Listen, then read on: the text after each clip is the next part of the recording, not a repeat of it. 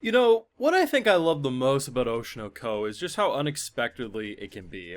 And when you look at last week's episode, that sucker punch of Akane overhearing and deducting and basically being the Batman of this world and figuring out who Aqua actually is and who, most importantly, his mother is. And then, it all kind of spirals into her kind of having a brain blast moment of knowing why probably a lot of this has happened. But then you have this episode where, throughout the entirety of this episode, I felt like I watched an arc's worth of content. Not because it felt rushed, but man, between just when you separate the WTF moments, which primarily relate to Aqua as well as Akane, then you have kind of like the acting drama, like should you go chasing after skirts or should you pull away? Like there's all that kind of like rumblings going on there, but actually some interesting stuff given that, the person who's pretty much getting smacked down was in an objectively very shitty performance and probably actually is the weakest actor in that group, but then he's the one trying to avoid drama, so it's an interesting turn of events. Then you have all the acting play stuff, you have the rivalry stuff going on with Kana and Akane, which now they actually can draw swords against each other, which, I mean, even if they're fake, if they get a little too spicy, who knows how they're gonna start trying to chop limbs off. It's just wild to look at an episode like this and felt like we consumed way more than 20 minutes worth of content. But the casual just reveal of like, hey, Aqua just boldly says, what if I told you it was me wanting to go shank a fool? And she's like, bet. If that ain't a ride or die, I don't know what is. Objectively, they probably both need a padded room and a lot of therapy, but for a narrative, they're definitely perfect for each other. I do have full live reactions, of course, so over on Patreon, if you want to see my full look at thought to any of these Oshi episodes, it's going to be over there exclusively. What a beautiful episode. I figured that we weren't going to get a conversation like, hey, I overheard what you said in your sleep and I realize you're the son of this dead idol. I figured that wasn't going to happen. But it's just the way they talk to each other. And here's the thing, if you take a step back, because in any anime, there's always gonna be like shipping wars about who's best girl, who's this or that. For me, it's more of like who makes the most sense for a character. And as long as there's a reason why a character can explain why they feel a certain way, it's like, okay, I can understand why they chose so-and-so. In this case, I'm sure Aqua's gonna blow it, because Aqua's so bound and bent on revenge. But there is like, this is the most perfect psycho person for you, bro. And of course everyone's looking at it as like a work relationship, it's fake, this, that, and the third.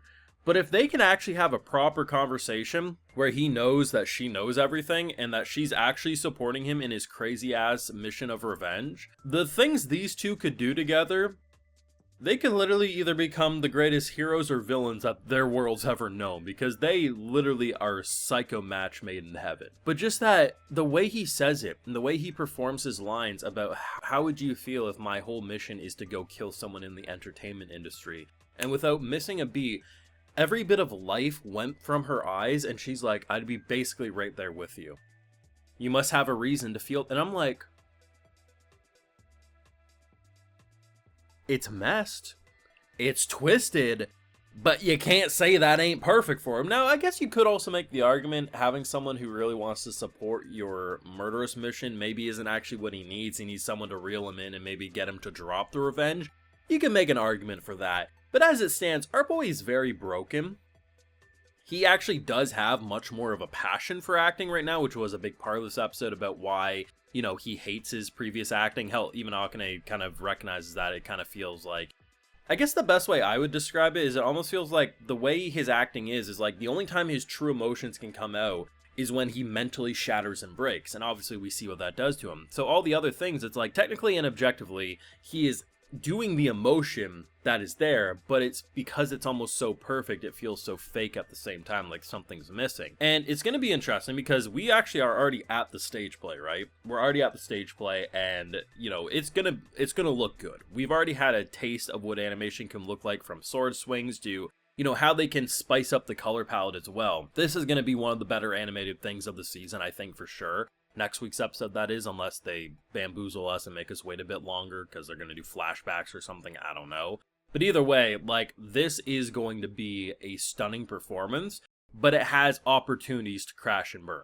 And that's primarily focused on Aqua, in my opinion. I think everyone else is pretty much set up for success, though Kana and Akane's rivalry could spark to such a degree that it could actually ruin some things, but right now I think it will actually benefit the play. Aqua's still having his PTSD, and very similar to when he was a child, you know, the plays now, and it's not looking good for him. I really like what they're doing with his trauma, the fact that he just doesn't magically get over it. If anything, he buries it for a long period of time, and because of the profession he's currently in, it forces him to almost unbury those old demons, and they're just like seeping out and destroying him, and people are starting to notice. It's going to be interesting though, because I mean, my biggest thing was I expected this would be a whole ass season just for this play, and now it feels like we could actually have a second arc this season, especially because we have what, a 13 episode season this time. Either way, Oshi no Ko is one of the shows that actually is not only delivering on expectations, but I feel like surpassing them. There's definitely some shows that I was excited to return to that aren't living up to quite my expectations, but I'm happy to say that Oshi no Ko is not one of them. If anything, I already think we're looking at the best arc of Oshi no Ko, and with how Season 2 is not only looking and feeling, it feels like they're actually surpassing Season 1. Like, when they go into their, like, I don't even know what to describe it as. Like, when they start looking at the actors and how, like, their colors start meshing out and they turn into the characters they're performing as, like, they have some animation techniques that look better than stuff even in Season 1. Like, they're actually going above and beyond, and it doesn't come across as something that was rushed or half-assed. It just feels like, oh, Oshi no Ko is getting, like, a perfect anime adaptation as it stands.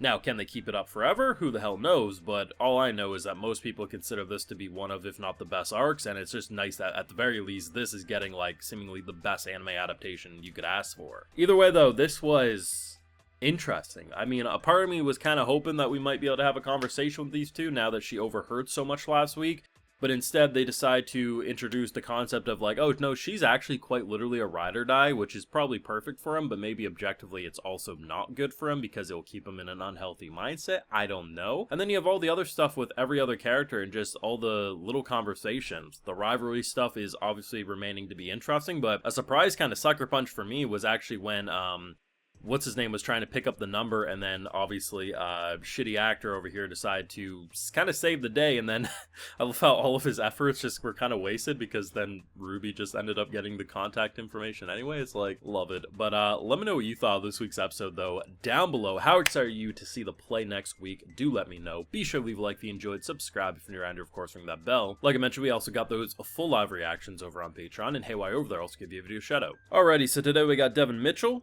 Tony X, Spectra, Monty7, Buanake, Monica Lazuria, and we also have Kyle Kolachuk. So I appreciate the support, everyone, and please take care, and you all have a good one.